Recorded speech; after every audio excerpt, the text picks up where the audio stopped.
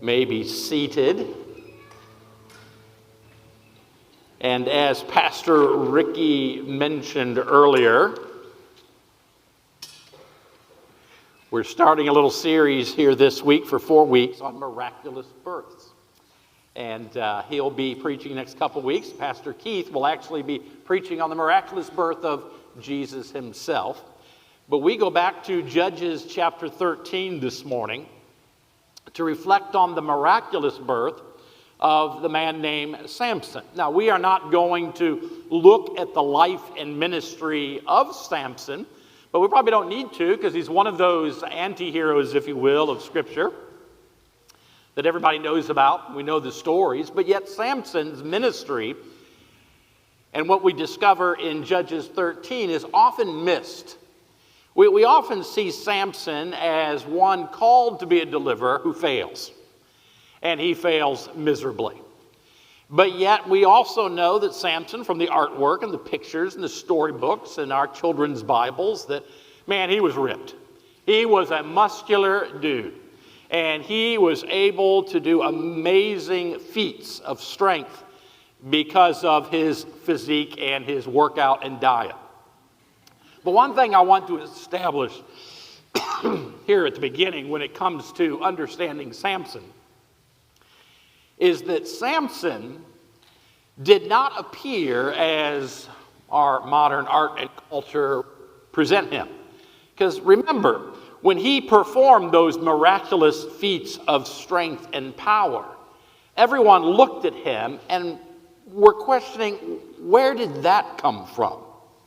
I mean, if Pastor Ricky were to walk up here and lift this piano over his head, we would look at him, we would look at the piano lifted and say, where did that come from? If Kevin came up here and lifted the piano, we'd say, we get it. I mean, look at Kevin, we get it. When there's a large persona, we expect strength. But with Samson, obviously he didn't have that. His appearance defied the reality of who he was. Judges 13 is also a wonderful passage. It's one of the rare Old Testament presentations of the Trinity, where we see God the Father, we see the Son, and we see the Holy Spirit all presented in the chapter. But our focus won't be the Trinity this morning. It's just rich in understanding Judges 13 and the miraculous birth of Samson because it helps us understand why his ministry, if you will, his purpose was what it was, and was he a failure? Or was he fulfilling what God had ordained for him to fulfill? Interesting as well with Samson, different than Samuel, John the Baptizer, and Jesus, the others that we will look at, different in the uniqueness of his role, in that the others were heroes, but Samson, as we see in his life choices, appears to be what we'd call an anti-hero. But there are consistencies in all of these miraculous births. Every one of these miraculous births has some sort of proclamation or promise that is given. Every one of these miraculous births deals in some regard to the parents of the one that would be miraculously born. And then all of these relate to the people to whom that person, that one who would be born, would minister to. And so true with Samson, we find those three things in Judges 13. We find the promise. We see the response of his parents to that promise. And we also see the response of the people to whom Samson was sent. And in understanding those things, we realize that a picture of the one that would be born, Jesus, the Messiah, the deliverer, all of these miraculous births present some truth of Jesus. They don't each individually present everything about Jesus and his ministry, but each one presents some aspect, and Samson does as well. He presents an aspect of Jesus' ministry when he would come in his first coming, when he was born, and when he ministered on this earth, and the similar response of the people to whom he came. And so we learn a lot about the ministry of Jesus by understanding the birth, the miraculous birth of Samson. Well, the scripture has been read through verse 5 already. And thank you, Summer, for reading that. So we won't reread it, but I just want us to go, first of all, to understand the promise that is offered. Well, the promise was quite clear, verse 3, that this woman would conceive and bear a child, a son. That's mentioned 4 times in the narrative. She repeats it to her husband Manoah. It's repeated again a couple of times that she's unable to conceive and she has no children, but yet she will conceive and she will give birth to a son. And again, it's emphasized. She was unable to conceive, she has no children, she will conceive and she'll give birth to a son. And the promise that is given to the mother of Samson is that she who is unable to conceive will conceive and will give birth to a child, a son specifically. But if you look at the very end of verse 4, it tells us through the promise and the proclamation why he's coming, why he is going to be born. It says, he will begin to save Israel from the power of the Philistines. Just as Samuel will be a prophet to God's people, and John the Baptizer will be one who will prepare the way for the one who is to follow, the forerunner of the Messiah, and Jesus, for he will save his people from their sins. With Samson, the promise is made to his mother, you'll conceive and bear a child, a son, and he will begin to deliver my people from the power of the Philistines. Well, when we look first about the promise of her conception, why does it emphasize conceive and bear a child so often? It's really to make it clear in a comparison to some events that took place, another miraculous birth that we're not covering in this series, the birth of Isaac to Abraham and Sarah. When the promise was made to Samson's mother and Manoah about their birth, he was making it very clear that something that they knew from history past, Abraham and Sarah and the promise that she would conceive and bear a child, that it was going to be through her. Because you remember what Abraham and Sarah did. When they were told that they were going to father a great nation and they had no children, what did they do? They took matters in their own hand and they had children through Hagar and their other servants.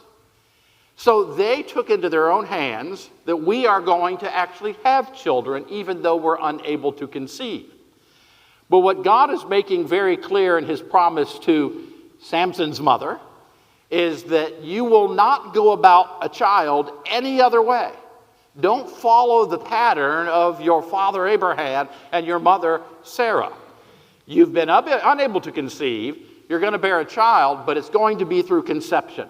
And so the proclamation and promise was very clear. God is going to do something. Now, did they know that it would be miraculous? Well, they had not gone to a fertility clinic.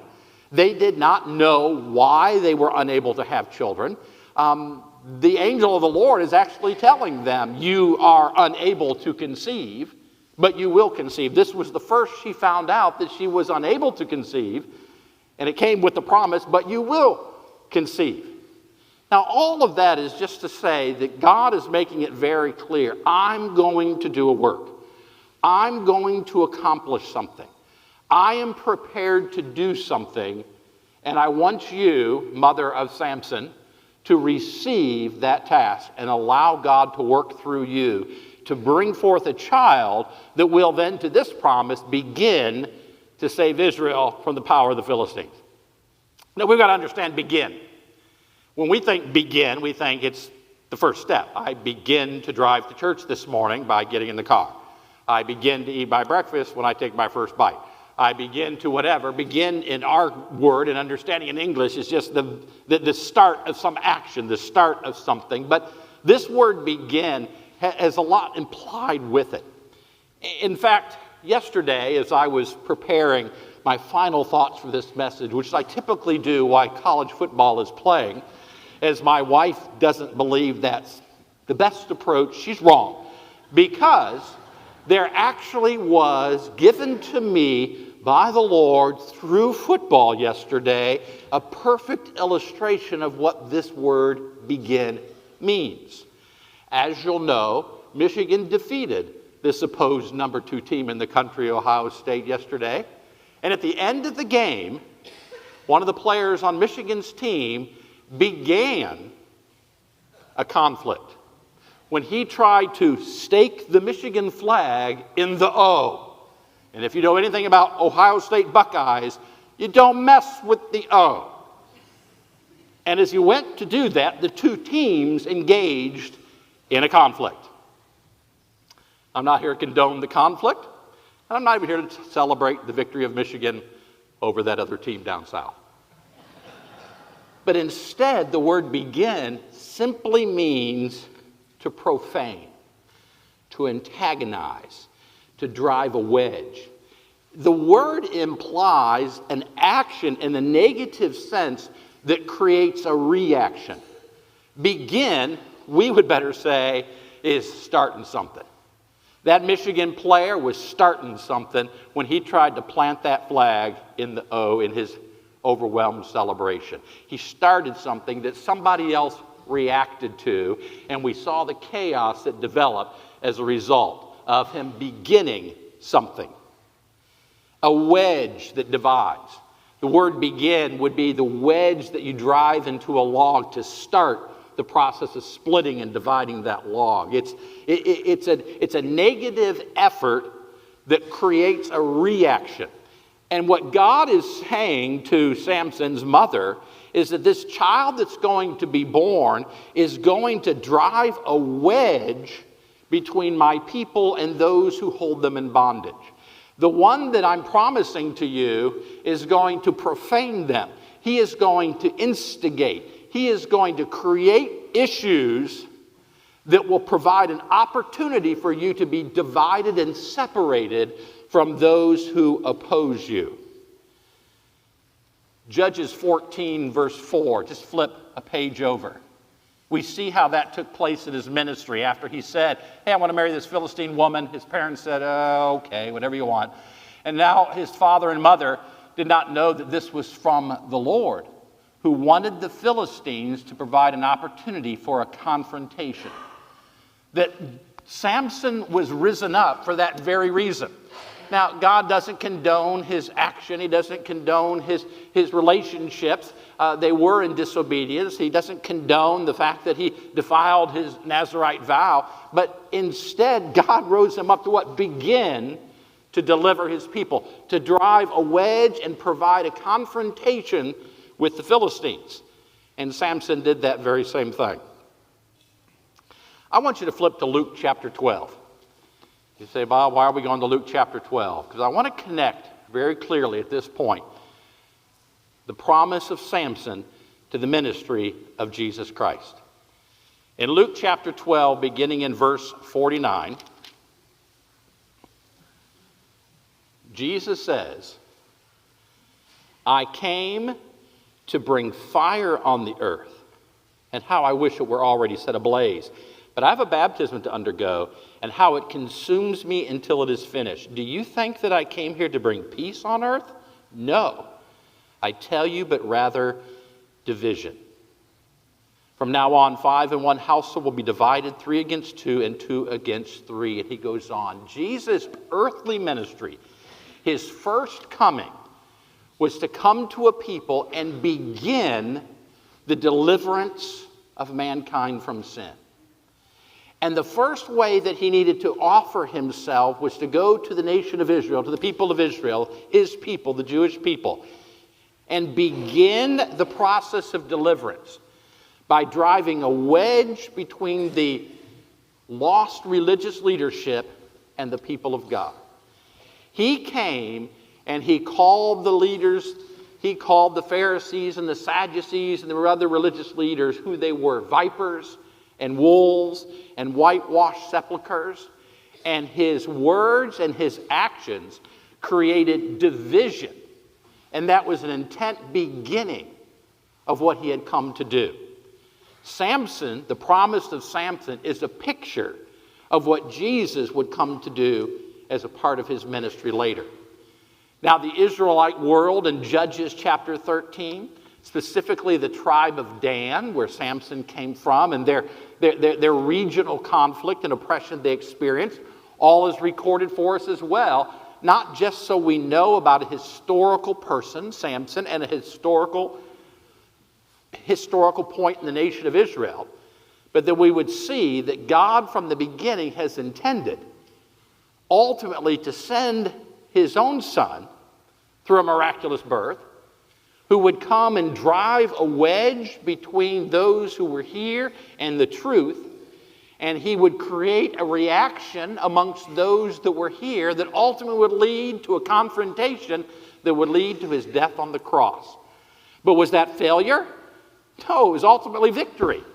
But the process in which God was working is presented by Samson early on. Well, that's the promise. We could end there and say, wow, it's amazing how Samson pictures that aspect of Jesus' ministry. But how do we respond to the ministry of Jesus? And that's what we see in the response to the parents and the dialogue of the parents, as well as the people of Dan, the tribe of Israel to whom Samson was sent. So let's look for a moment at the parents. We've already met the mother of Samson, but I think you've probably discovered I have failed to mention something that we always see with the mothers in these miraculous births. We know Sarah, we know Hannah, we know Elizabeth, and we certainly know Mary, but no name is given to the mother of Samson. She is referred to as Manoah's wife. She is referred to the woman. She was referred to again as the wife and the mother of Samson, but never is she given a name. And I believe that's intentional, because when we see the response of Manoah, that there's more written about in this chapter, the father of Samson, we find again a fulfillment of what Jesus led to when he talked about a divided household. Here in this same household where the promise was made of one who would begin to deliver Israel from the Philistines, we see two different reactions from his mother and his father Manoah.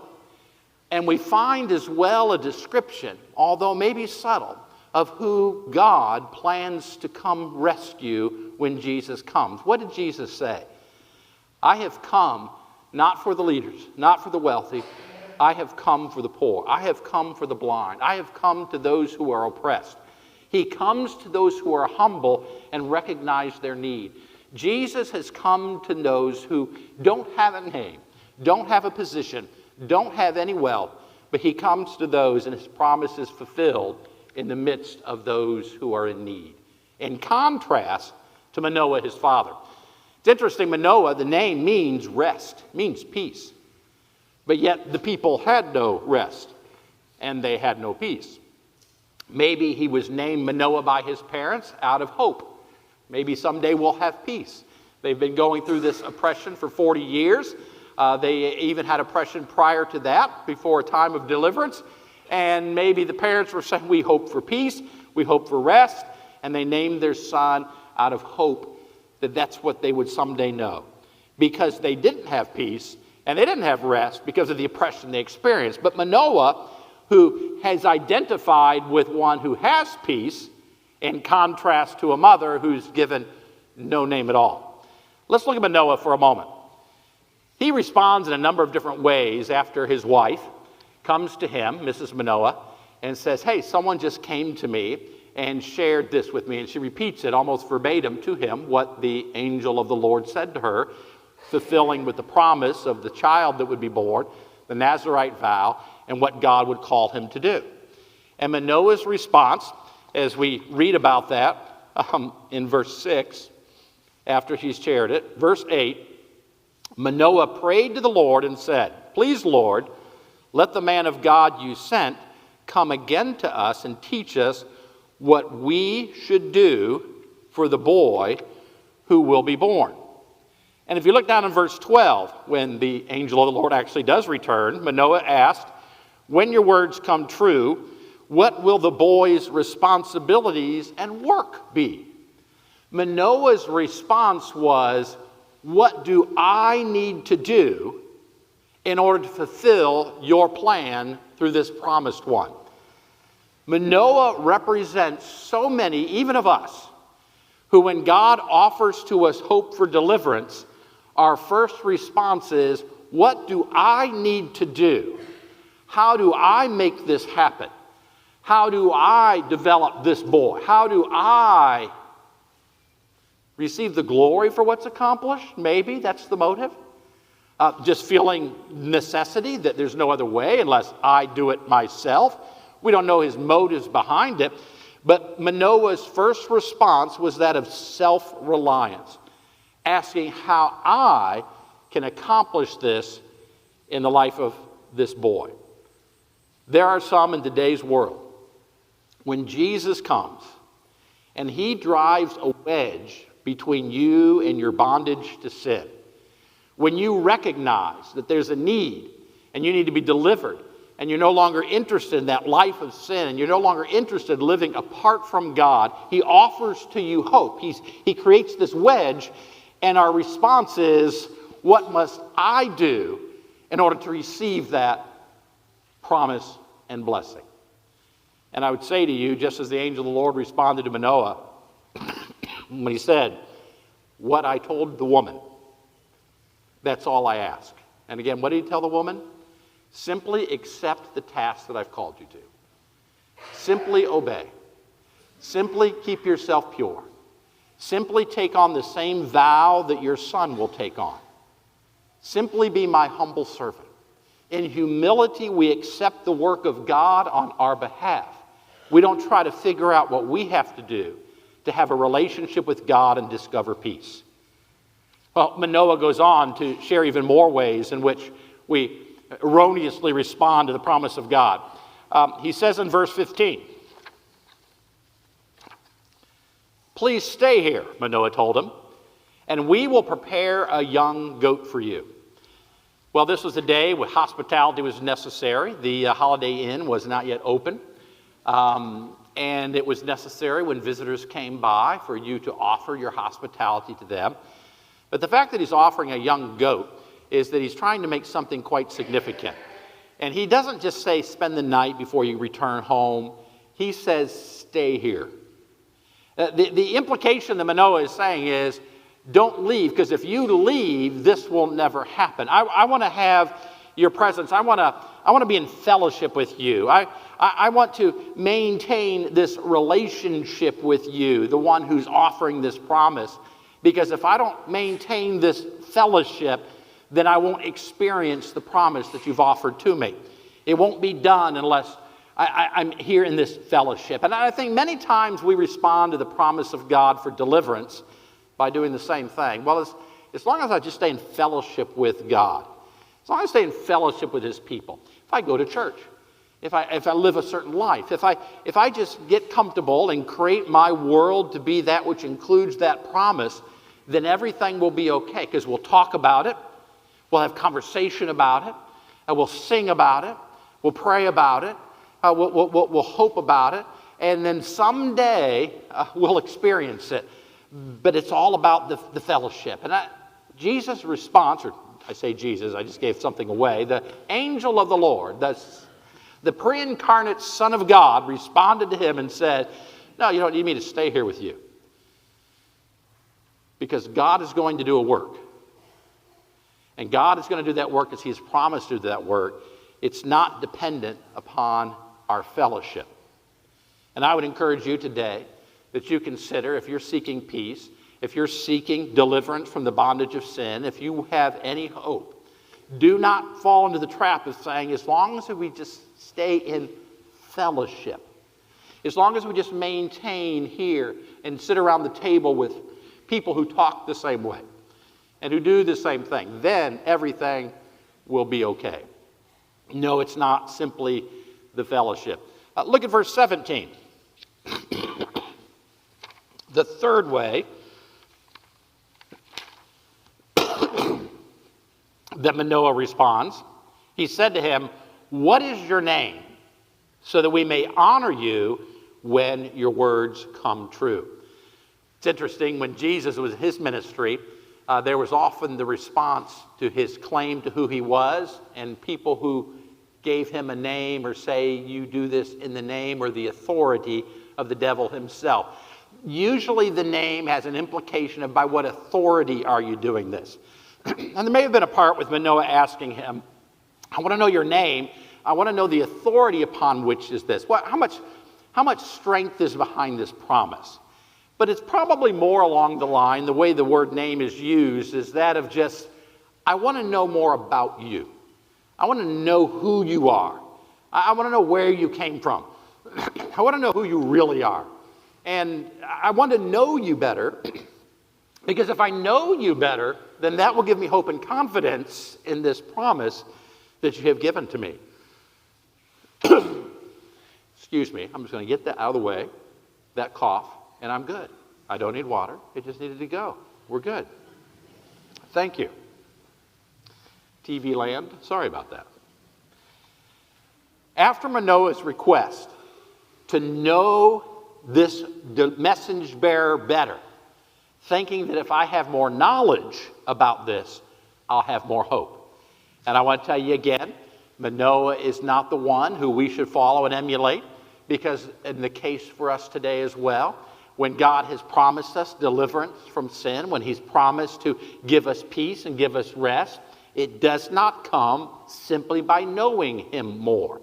Knowledge doesn't bring deliverance. Knowledge doesn't bring salvation. Now, certainly, all of these things that I've mentioned are necessary parts of a relationship with God. Certainly to have God present. Certainly to be in fellowship. Certainly to be obedient and to be active. Certainly to know him more.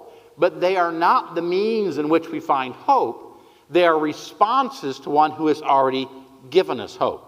So it's not through knowledge that we find hope in the promise of God. And then look at verse 19.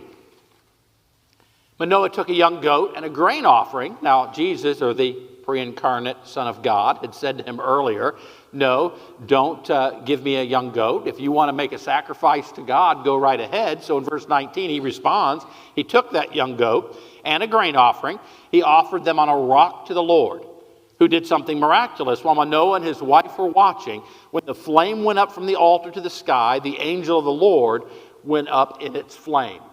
He offered a sacrifice, and in offering a sacrifice, I believe that Manoah was thinking, well, the only way that I can guarantee that this promise of deliverance will become a reality is if I enter into worship mode, if I offer my sacrifice, if I get into my religious system.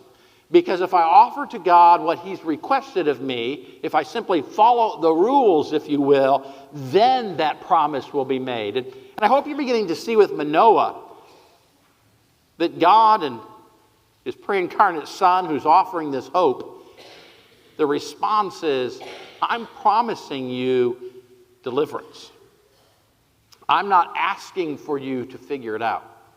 I'm not asking for you just to fellowship with me and me stay around. I'm not asking for you to know more about me. I'm not asking for you to be religious and do certain things. I'm asking you to respond in obedience and simply accept in faith what I'm offering to you. Well, then Manoah, after he's offered this sacrifice, certainly with this miraculous response of this messenger being caught up into the smoke and the flame into heaven, fear overcomes him. And he responds ultimately with hopelessness. Look at verse 22. We're certainly going to die, he said to his wife, because we have seen God. Now, Manoah knew a little bit about his Old Testament. He knew from the story of Moses, when Moses had gone before God and Moses asked to see God, God said to Moses, no man can see me or he will die. Seeing God is a death sentence. But what Manoah didn't realize is the same thing that Moses came to learn. When God reveals himself through his word, when God reveals himself through his angel, the manifest presence of God, when God reveals himself through his Son, Jesus Christ, that is the way to life, not to death. It is true, we cannot see God. So God has formed a way for us to relate with him, to experience his deliverance through his Son, who we came to know as Jesus Christ when he came to earth. The realization that this angel messenger was the pre-incarnate Christ, he was God. He had seen God. His response was, I'm going to die, because he was hopeless. There's no way these promises can be fulfilled because I've seen God. Who was it that responded in faith? Well, all through this narrative in Judges 13, there's Mom. Mom who has no name. Mom who has no name, she didn't doubt when the messenger came to her the first time. She simply told her husband about it. She didn't doubt when the messenger came the second time. She told her husband all about it. And then what was even her response? Verse 23, his wife said to him, honey, if the Lord had intended to kill us, he wouldn't have accepted the burnt offering and the grain offering from us, and he would not have shown us all these things and spoken to us like this. This woman received the word of God, the messenger of God. She received him at his promise. And rather than responding out of hopeless fear, she responded in faith that said, the promise that has been given to us, we will gladly receive it. I will gladly receive it. And so we see that contrast between Manoah and his wife as Manoah tries to work through all these ways to make certain that the promise is fulfilled of deliverance, whereas Mom simply in faith responded to what had been promised and accepted it in faith. Well, what about the people? Well, not a lot is said in Judges 13 about the people except the very first verses. The Israelites, again, did what was evil in the Lord's sight. So the Lord handed them over to the Philistines 40 years. One interesting thing, if you're familiar with Judges, every time the people of God are oppressed, what do they ultimately do? They're oppressed, so they what? They cry out to God, except in this situation. You go back to Judges 10, Ammonites, and even then, the Philistines, they cried out to God. God sent a deliverer. In this case, there's no crying out. And again, it's a picture through the tribe of Dan that he came from, and that this regional conflict and regional work of Samson was amongst the tribe of Dan and their conflict with the Philistines. We find that when Jesus would come, he would come to a people who were not crying out. They were content, they were satisfied in their faith, in their religion, in their works, in their culture. They didn't want anyone to rock the boat. They were living in harmony with Rome, and everything was okay, and everything was peaceful. And Jesus, you're causing a problem. You're dividing a wedge between us and what we know, blind to the fact that they were in bondage. And that's exactly how the people were in the day of Samson's promise. They were in bondage, but they were content. They weren't crying out. They weren't looking for a deliverer.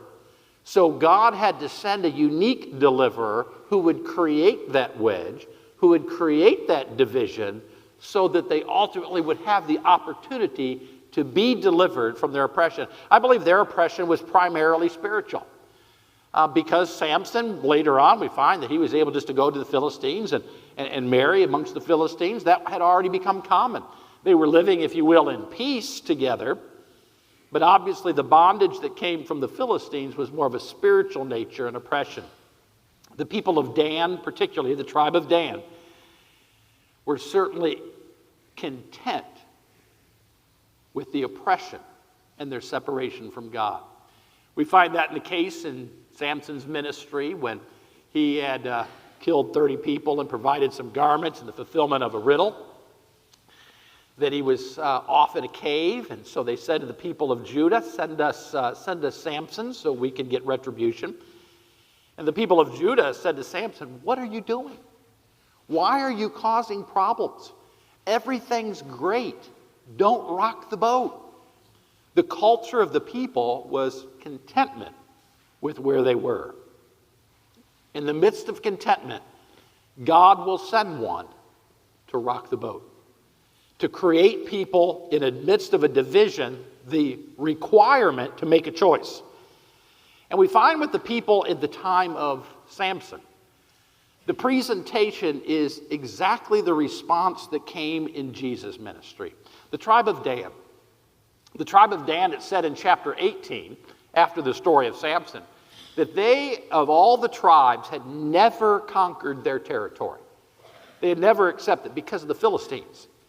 Obviously, during this time, there was some sort of peace. They were just living in contentment amongst the Philistines, but under the control as a tributary of the Philistines.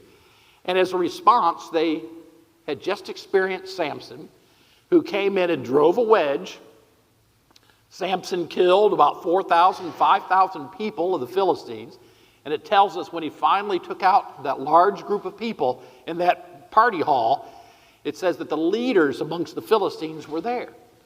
God used Samson to remove the oppression and gave the people of Dan the perfect opportunity to then take control for themselves and restore themselves as a faithful people. But what did they do? They sent people to find a better place. We don't want to be here. We don't want to be in conflict now. Conflict's been created. Let's get out of here. So ultimately, they moved to the far north of Israel. They slaughtered a peaceful group of people that were there, a defenseless group of people, and they moved and they set up idols and apostasy from that day forward. This was the time that the people of Dan, as a group, responded with apostasy. When God divided them from bondage, they were faced with a choice. They chose themselves, and they chose false gods. And that's why even in the book of Revelation, the tribe of Dan is not even mentioned, because they were a representation of the apostasy of the people of Israel. When Jesus came, it was the Israelites, the Jews of the day, who were content with where they were.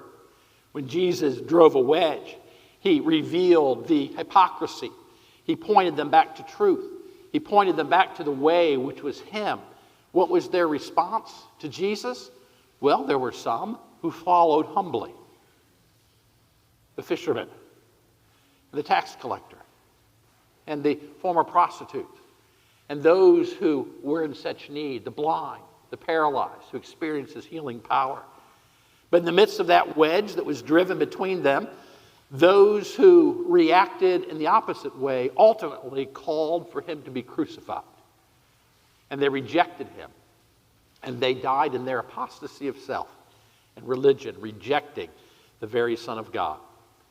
Oh, the miraculous birth proclamation of Samson is for us a picture of the first ministry of Jesus when he came.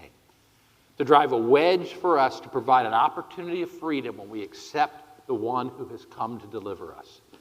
But oh, that we don't respond like Manoah with good intent. And oh, that we don't respond like the people of Dan in their apostasy. But we respond like Mom and simply believe what God has promised and obey the call of God to submit herself to him. Oh, that would be what God would call for us today. You know, as we conclude in this first miraculous birth, it's important for us to know that in this season, with all the busyness, the holidays and the gifts, the decorations, that they not become a distraction from why Jesus came. He didn't bring peace. He came to divide. Now, the other aspects of his ministry, we'll see. It's coming.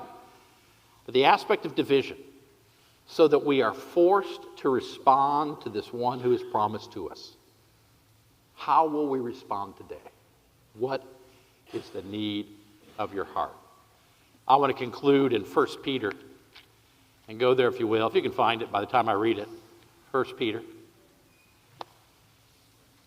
chapter 2. And thanking all that we saw about the promise of Samson, pictured in the work of Jesus, I hope the truth of 1 Peter 2 rings true. Therefore, rid yourselves of all malice, all deceit, hypocrisy, envy, and all slander. Like newborn infants, desire the pure milk of the word, so that by it you may grow up into your salvation. If you have tasted that the Lord is good. As you come to him, a living stone, rejected by people, but chosen and honored by God. You yourselves, as living stones, a spiritual house, are being built to be a holy priesthood, to offer spiritual sacrifices acceptable to God through Jesus Christ. For it says in Scripture, I lay in stone in Zion, a chosen and honored cornerstone. The one who believes in him will never be put to shame. So honor will come to you who believe. But for the unbelieving, the stone that the builders rejected, this one has become the cornerstone. A stone to stumble over, a rock to trip over. They stumble because they disobey the word. They were destined for this. But you are a chosen race, a royal priesthood, a holy nation, a people for his possession, so that you may proclaim the praises of the one who called you out of darkness into his marvelous light. Once you were not a people, but now you are God's people. You had not received mercy, but now you have received mercy. The promises after the ministry of Jesus, picturing the hope before the ministry of Jesus through Samson.